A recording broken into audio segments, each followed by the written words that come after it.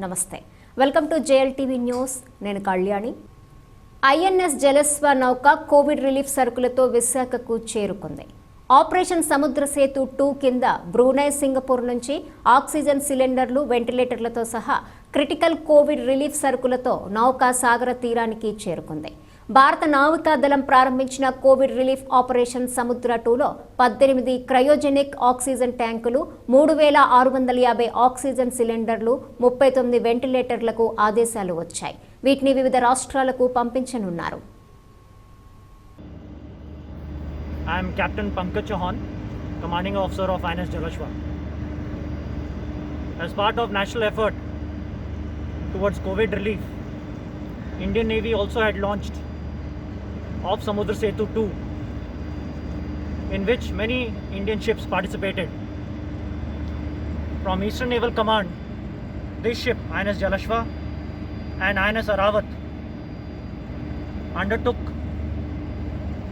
duties towards transportation of oxygen and COVID relief material from friendly foreign countries in the Southeast Asia. INS Jalashwa was deployed to Brunei and Singapore for getting oxygen, ventilators and other COVID relief materials. Ships by their inherent quality are ideally suited for carrying large capacity and quantity of items. As you can see behind me, this ship in one trip has got 18 ISO containers, 3650 oxygen cylinders, ventilators and lots of other medical equipment. Just to clarify, one filled ISO container weighs up to 30 tons. An item like this cannot be carried in an aircraft, and therefore ships assume importance in transporting such items.